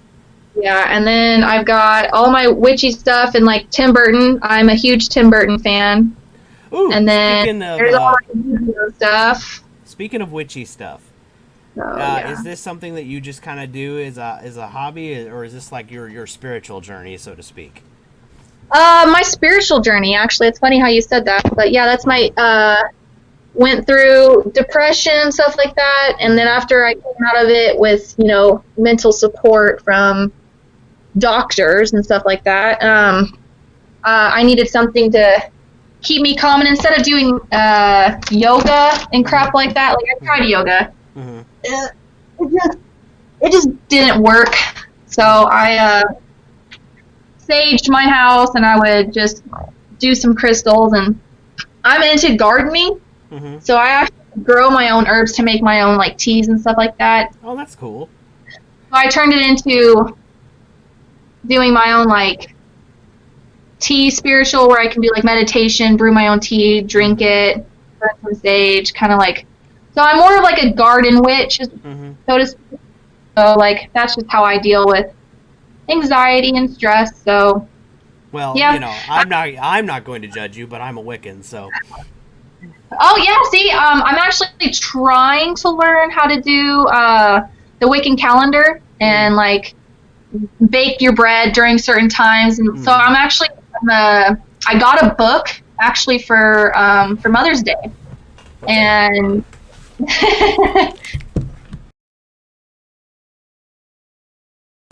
all right, sorry about that. But I also have a book that I got as a holiday, as a gift. It's a whole book on Wiccan stuff, basically, and I'm still learning things. So, like, this thing looks like it's a light read. It's not a light read, okay? This thing is, and it's a lot to remember. So I'm actually there's no way I'll remember all this. Yeah, I do the full blown like leave water out during a full moon, and like energize your crystals and stuff like that. I don't believe in the whole crystal thing, but I do believe in it with like to a certain extent.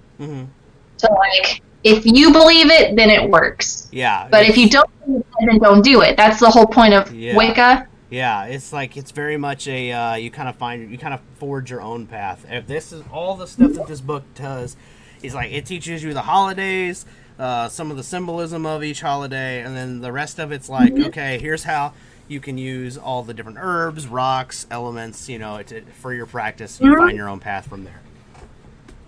And that's what I have. Like I'm growing like lemongrass and sage and lavender and sweet marjoram and a plethora of things. I'm just growing a bunch of it. Like I actually made my own sage smudge sticks. Oh, that's cool. So like, yeah, and lemongrass actually is really good for sage sticks or smudge sticks. Sorry, and sage sticks, whatever. Anyway, yeah, I think so like I have like a ton of plants in my house. Like they're all over. And that's just my thing is fire. So I use like incense and candles and things like that. So candles. I burn messages for the divine to put my intention out there. If you get bay leaves, I don't know where you are, which state you are, but if you get bay leaves, then you can actually grow it outside if you have a house. Bay leaves, you dry it and you write messages and you burn the bay leaves. That gives more of a positive note than anything. So that's what I learned in my book.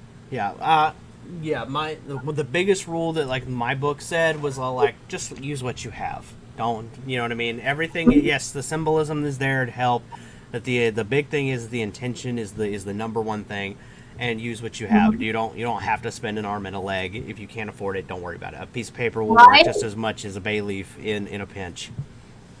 Yeah, I even do I just totally forgot what they're called now, but they're like the message stones that you cast and you can like read your message from. Anyway, the rune stones. I actually designed my own. I got a twig off of a tree and I sliced it and then I burned in each symbol onto each of them, so I made my own out of wood pieces. I also have tarot cards. Yep, I do too. These were a gift from a friend of mine, so I didn't pay for them, but from what she was telling me, it's better to have them if they are a gift than if they are something you pay for. I don't know how true that is, but I was like, well, you know what? I obviously still have them, so they have sentimental value to me. And the artwork on these is just wild. Like, freaking cool. Let's see if you can see that at all. Like, there you go. Oh, that's beautiful. It's a fairy theme, but I don't care. The artwork is just amazing. So I was like, I don't care. Give me these. Maybe after this video, you can give me your mailing address, and I can make you some of the rune stones out of the wood and send them your way. Sure, absolutely. I'd be like, I like that. I'm a witch myself, so Although, is it weird that I have like a weird like connection, like? So I don't really like to. I prefer the term Wiccan versus witch, but because I still, because I'm still fighting that because the witch is used for feminine, even though it's technically gender neutral. Like if you look at history, it is. Yeah. So it is gender neutral technically, but still there's just that part of my what I call my male brain, where I'm just like, you know what I mean? Where it's like that sounds like lady, me no like, my caveman brain. Well, it's actually funny because we're living in this house right now, but it's not our forever home. Mm-hmm. And my husband and I want to find land, and we're going to build a house. But I told him, you can build the house however you want, as long as you give me 3 things: art room with a balcony, a Wicca house out in the backyard. So I'm going to have my own little witch's house where I can like cook and dry my herbs and everything, and then give me a garden. And those are my 3. And I was like, I don't care how else you do the house. I don't care how you do it. I just get those 3 things. And he's like, wow, that's simple. And I was like, yeah. You're easy to please, huh? Just give me those 3 things. So I have so one of the topics I do typically avoid is like, like sex and relationships. I mean, I have talked about them with other tubers, but I was like, so what are some things that if you could, because obviously, we're people, we do that. I mean, you have children, so obviously. So what is some advice you would give? The conversation about the birds and the bees, and I'm really sorry for you. Yeah, if you're learning birds and the bees from YugiTubers, I mean, I'm sorry. I blame the American education system, but that's a conversation for another day. Badunce. The thing that I was gonna say is like, so I've noticed that a lot of like that's a myth among, in the Yu-Gi-Oh community, that Yu-Gi-Oh players, and maybe not so for the ladies of it so much, but definitely for the guys, that's a myth that we don't date or that we don't get lucky or anything like that. But I've been seeing everything to the contrary of this. You know what I mean? Like, I've seen tons of people who have girlfriends or are married or have kids. So I don't really pay attention to that. I mean, I hate to say it, but I just don't care. Like, right. If you're trying too hard to like show your friends in the Yu-Gi-Oh world that you have a girlfriend, there's something wrong with you. Like, for real. Well, I just mean, I mean it's the opposite. Like, I've seen a lot of people online who are like, Yu-Gi-Oh players don't have girlfriends or they don't have partners. Or whatever. I think those are the ignorant people who don't know anything about Yu-Gi-Oh. Like, that's my opinion. I just think that they're making those comments because they're sad in their own household. That they're trying to like, put down the nerd community because that's all that they've known. They're probably those dumb bullies in school that's like, you nerd, and like shoved you in a locker, and now look at them, they're always drunk at a bar and they're broke and they have no life. So like that's like that's just how I see it. Like, Tori is just slaying people right now. She's just like, that's right, you're a loser. Like, I mean, if you have nothing better with your life than to pick on kids, or not so much kids, we're adults, Yeah. playing video, having fun with it, Mhm. about our sex life, there's something wrong with yours. I just was, So, and a lot of it I've seen is like in the Yu-Gi-Oh community itself, like other Yu-Gi-Oh players making those kinds of comments. So my thought to you was like, if you were going to give advice to someone who feels that way, so maybe they can learn to broaden their horizon, so to speak. What would you say to someone who says something like that? um, I'm not too sure because I never really had to think about it. I That's mean, okay. If you just wanna skip the question, you absolutely can. Just no, it's not just that. It's just like, say the question one more time. okay. So the question, kind of, what it is like, if you could give a piece of advice to someone who feels that way, like Yu-Gi-Oh players can't get lucky or whatever, or can't get relationships, what would I you? just think, that, yeah, I think, I mean, this is bad because I can't really give that advice because my husband stalked me. You So, what? Wait. yeah, Now this is my a husband story. stalked me. So, I mean, he even admitted to that. He was like, "Yeah, we worked together at a theater. So I was the theater kid. He was the diner kid at the Warren Theater here in Kansas, Hmm. and I always worked doubles. I was a workaholic. I had 3 jobs. I had 2 full-time jobs, which people were like, "How are you able to do that?" It's like there's day and there's night. So, and then There's I also not and then sleeping. I sat, so I was able just to go to their house and just stay there. So Hmm. like, I had 3 jobs, and so I was like, I didn't really care for a relationship. Hmm. So he, anyway, long story short, he Facebook stalked me, and I finally went down to 1 job, and so I was like, okay, yeah, I guess I could date now. Hmm. And we went to a party, and I'm the life of parties. I mean, Hmm. that's just how I am. And I was already like pretty tipsy, and him and his best friend showed up, and his friend was like, "You need to get on her level." And he's a lightweight. He's always been a lightweight. So he had like 2 shots, and he was gone. And next thing you know, he got the liquid Oh courage to ask me for my man. he got the liquid courage to ask me for my number, and then all of a sudden we were making out for like 30 minutes, Damn. and then people separated us, and then we went on a date, and it was kind of a Netflix and chill. We kind of invented it, and then he asked me to be his girlfriend. I was like, yeah, sure. So how long have y'all been a couple, if you don't mind me asking? How we've been together for 7 years. 7? Yeah. Lucky 7. Shit. Is it 7? 2013, 14. Yeah, 7 years. We've been Wow. together for 7 years. We've been married for 5 years. Actually, this month will be our anniversary on the 25th. Oh well, happy And early anniversary. thanks. Yeah, well, we have been married for 5 years, and yeah, so it's just kind of funny because everyone like, well, what's your story? And I was like, you shouldn't go based off of our story. That's okay. That's okay. Like how he fell in love with me is I said I love Dragon Ball Z, and he was like, "You're hot and you like Dragon Ball Z," and then he tested me. He was like, "So who's your favorite character?" And I Oh was like, no, he did the guy thing. "Oh, well, if you want to know, it's Vegeta. He's my husband, but I really love Piccolo because he's the father to everyone. And I love Bulma because she's a bitch and she cooks. So I love her." So everyone needs a Bulma in their life. Everyone needs Bulma in their life, for real. But, Oh you know, man, I have a lot of favorite characters, but my number one is Vegeta. And that I've is always said that. very. Your story is so interesting, though. It really is. Like everyone else, it's like they meet their person on a bar or at a you know what I mean, or on a line or something, and then like yours is all like, yeah, he Facebook stalked me. It's like what? He Facebook stalked me and he admitted to it. And I was like, oh. He's like, yeah, I was watching you for a while. And I was like, oh. He's like, I'm gonna seduce this bitch. He did. Oh Hold man. on.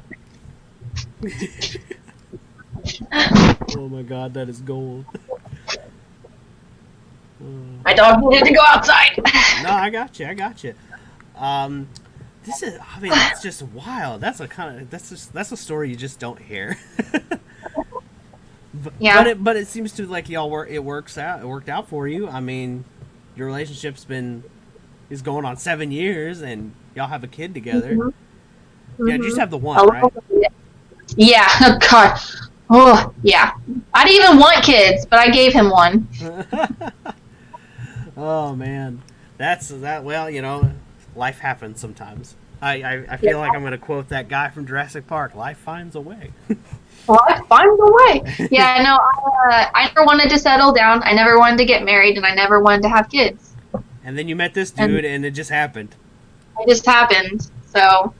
You know what? Now that I'm 30, that's where I'm at. Like when I was in my 20s, I was thinking marriage, kids, all that stuff. Now I'm 30 years old, and I'm like, nah, I'm just gonna find a chick my own age if I can. Oh, and I'm just gonna, yeah. Just be all right. Yeah, be all right. I'll find a partner someday. Yeah, I just wanted a little quaint house, like literally like 2 bedrooms, a small ass kitchen, like no garage, just have a house and then have a big ass garden and then spend all of my money on traveling. That's like what I wanted to do. Mm-hmm. Now here I am, domesticated. And you talk about Yu-Gi-Oh. and no traveling, Yu-Gi-Oh, like it's pretty funny. That's because the dick is that good. No, I'm just kidding. I'm just kidding. I'm just teasing.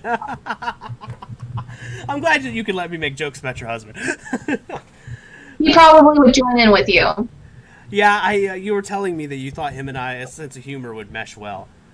You guys would probably be best friends. I'm not even lying. I would be down. Life's just fun. I just find life interesting. I truly do. Especially because, especially doing this particular series, I have met so many people who are so vastly different, have a different story to tell. So it's very interesting. And then I get your story. Oh man, this is just wild. Oh man, but you're finding out more about me, your friend, finding out more about me. Yeah, and that's another thing for the guys at home. Me and Tori are actually we're pretty much buds. We talk on Facebook every now and then. I mean, I would talk to you more often, truth be told, but I'm always worried I'm bothering you. No, I'm actually not allowed to have my phone at work. So, like, Monday through Friday from 7 a.m. to 4:30 p.m., I'm not allowed my phone. I mean, which is given why I'm taking phone calls. So, like, yeah, I'm not allowed my phone, so I'm not allowed to talk with anyone. So it's like everyone, when I finally get my phone, I have, 6 text messages, 4 missed calls, Facebook has 100 notifications because people are still messaging on for Yuga Zombie, and I'm just and so I'm trying to mess. So you gotta prioritize. You gotta be okay, let's see here. Okay, there's the husband. There's there's my mom. I gotta talk to those people first. Oh, that's a good question. What's your relationship with your parents and Yu-Gi-Oh? Do they think it's weird that you talk about Yu-Gi-Oh on the internet, or? Well, I don't have a dad. Okay. I only have a mom. And my mom doesn't get it. She's like, okay, sure. That's about how my folks feel about it. She doesn't really get it, but she's like, you're an adult, you can do whatever the F you want. So, did growing up, because you seem to have, geekier interest, did your mom ever give you any shit for it? Why don't you like dresses? Why don't you like this goth stuff? Yeah, she did, and I think that's kind of why we grew apart for a while. Mm-hmm. She was a model, and she's 5'10", gorgeous model person, and I'm over here, her daughter, who dressed like a punk rocker. Literally, I had the skinny jeans, I had the mohawk, I had the Liberty spikes, and I watched Xena all day and Dragon Ball Z. And yeah, I'm not gonna lie. In high school, you would have been the girl that I would have been drooling over. Not even lying. I'd have been that's the one I want to hang out with. I was the smart nerd. I literally did my homework twice. I turned it into my teachers early because people cheated off of me. Mm-hmm. And then I would have to do it in class so it wouldn't look like the teachers were giving me special treatment. Mm-hmm. But I would do all the wrong answers on those. So if someone copied me, she would see who was copying me. Ah. So, that's how smart I was. You know, truth be told, I'm not very intelligent, but I did something similar. See, I have always had issues with complex math. You know, which is funny that I'm a Yu-Gi-Oh person now. But yeah, so I had to take I think it was Algebra 2, and I had so much trouble with it. So what I did my senior year, so I could make sure I passed the class, is I used an elective to take the class twice that day, so I could make sure I got the lesson.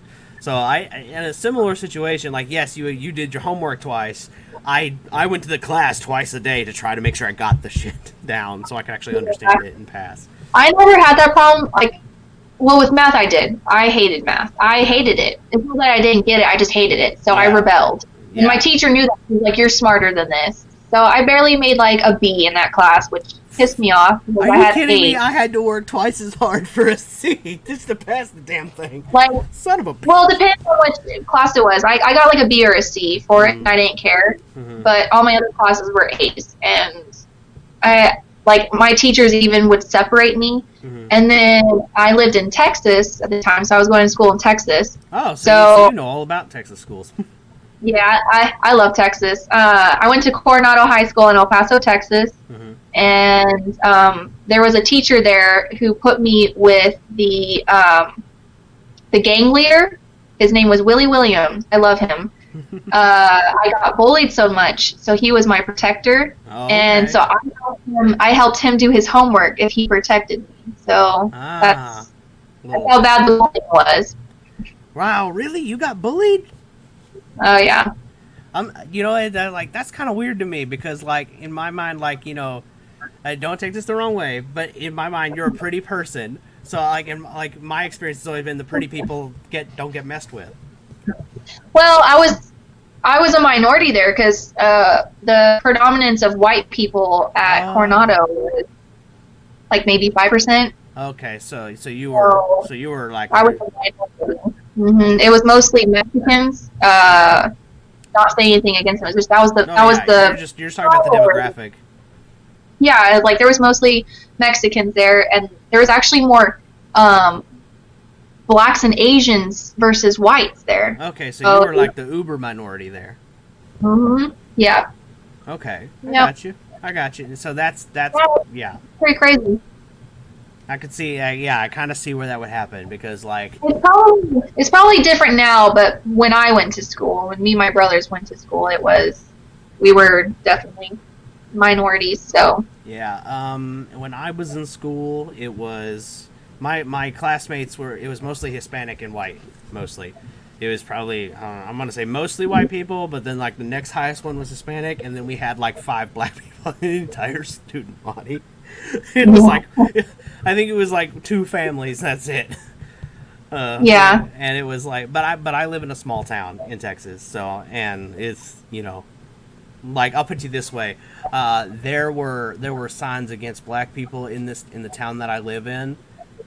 Pretty much they didn't go down until a couple of years before I was born. Yeah, not very progressive in my town, I'm afraid. Right. So, yeah, it's like, don't go past my town. Yeah, but I mean, it's better now. It is a lot better now, but there's still that. Well, how far do you drive in order to go to like locals or regionals? I would have to drive 30 to 45 minutes any direction to go to a locals. Oh, that's not that bad. Yeah, and then I have to go to like a YCS, like Dallas is like the only one I could go to that's within driving range. I mean, I could go to Austin if they had it, but it would be a long ass drive. It depends on what part of Texas. You can probably go to the New Mexico one. I mean, that's a long ass drive. Yeah. Yeah, I don't know where you are in Texas, so. I try to keep that particular information to myself. Yeah. Well, wherever you are, you can go to New Mexico or Oklahoma or Texas. Yeah, I'll put it this way: I'm an hour away from Dallas-Fort Worth area. Oh, okay. Yeah. So like that's my neck of the woods right there. I'd literally probably like an hour away. I could probably drive to like House of Champs' house if I wanted to. If you know, I mean, just drive. House of Champs. Yeah, like legitimately, I kind of joke I'm a neighbor, but you know, just because we're in the same state. But yeah, it's you know, so it's kind of like you were talking about being in El Paso. I was like, I'm not even close. Yeah, we're at the tip, like just the tip. I'm gonna keep my comment on that joke to myself. That was the joke. But it's... Thank you. She's here all night, ladies and gentlemen. All right, so so basically, if you don't mind me asking, what is your your relationship with your mom is was I would probably say was, because we're grown up now, was pretty stressed out as a teenager because y'all are so different in interest. If you don't mind me asking, well, if your dad isn't in the picture, may I inquire on that? Oh, he gave up all rights when I was like 2 or 3. Oh, so you're just like, nope, don't care. You weren't there. Screw off. Yep. Okay. Pretty much. No, it makes total sense. I actually have. I guess I'm fortunate in that aspect. I have 2 sets of parents. That's nice. Yeah, my mom and dad divorced. Both of them got remarried, and they're both still with those partners now. So yeah, I got 2 sets of parents. So if I screwed up at school, it was twice the misery. Pretty much. Like, oh man, and I was actually the good one. Believe it or not. Like I was the the well behaved one. My little brother was the rebel. Of course, the little ones are, right? Oh man, I feel so sad for him because he always got compared to me. They're like, "Why can't you be more like your brother?" And I'm like, "No, don't say that to him." Oh god. Yeah, that's the worst. Yeah, so that's what mom tried to do. She's like, "Why couldn't you be more like Jesse?" Because Jesse was the golden child. Like, so you're not the oldest in yours. Yeah, I'm the middle. You're the middle child, so you're the one that got ignored. I'm just kidding. It's true though. It's true. I don't know. I mean, like my siblings are. I have a lot of them, so. Well, I was for 2 sets of parents, right? There should be a lot. Yeah, got technically 3 came with a stepdad. One of them we don't talk to anymore. I won't get into that. I have 1 biological brother, same DNA as me. I got a half sister, and then I have a stepsister over there. So I've got, I don't know, there's like 7 of us all together or something like that. Yeah, 7. Yeah, so it's yeah. So I don't know. I'm the oldest of all of them, so I'm the old man here. You're literally the old man. Oh yeah, and they all got shit because of me, because I was the well-behaved student. So yeah, now they're all comparing. Like, stop comparing us to Brian. Yeah, pretty much. Especially Ryan, my little brother, the one that shares my exact DNA. He got it the worst. He really did. So poor little brother. And then, of course, all the step siblings, they got, like, the rule with the family was the way, and I thought it was kind of funny because both step parents had the same rule. When it came to the step kids, whoever the biological parent was, that was completely their responsibility to decide, like, punishments and things like that. Oh, that's nice. Yeah, so, like... they had an agreement? Yeah, although my stepdad and my mom kind of had to debate about it more than I think my dad and my stepmom did, but... it's the whole, like, lesson learned type of situation. Like, when we were with our tournament, it was kind of like that. Like, he had to learn that, like, me and my brother were off limits. You know what I mean? As far as, like... My husband's real dad died when he was 7, so his mom remarried to the dad that he has now. Mm-hmm. And he came with 2 step siblings. So they actually had the same agreement. Like, well, it was, instead of taking Patty having to deal with her 2 sons, and then Mike having to deal with their 2 children, and saying, well, these are my kids, they're like, okay, well, we're married now, these are our kids. And so they started doing stuff like that. So I understand, like, what you're talking about for your parents, and having to, like, these are these kids. Yeah, but that was strictly just for, like, discipline purposes. Like, every other aspect, it was like, oh, these are our kids. But for discipline purposes, like, my mom decided me and my brother's disciplinary action when we fucked up. And that was not an easy lesson for my stepdad to learn. I'm going to tell you that right now. I know that there was a few times where I'm like, he was like, you know what I mean? Because, like, because sometimes they have a differing of opinion, like, on how big an offense was. Mm-hmm. So just a little life lesson, a little life behind Ben here is that was something that I noticed. And then, of course, vice versa. Like, sometimes, like, I'll tell you this way. When it came to my folks, it was bad cop, good cop, and Mom seemed to be often the good cop. Yeah. She's not as strict as my stepdad is. And then of course and then with my stepmom and my dad, it's the same scenario. He's the bad guy. Yeah. I don't know why. Oh man. So dads have a little bit more of a stronger hand. Yeah, I guess. But even though like my dad's household is far more relaxed than my mom's was at the time. So, yeah. Yeah. So so you and I have completely different backgrounds. You have one parent, and I have like, 4. Yeah, I know. I got 4. Do you need to borrow a few? I'm just.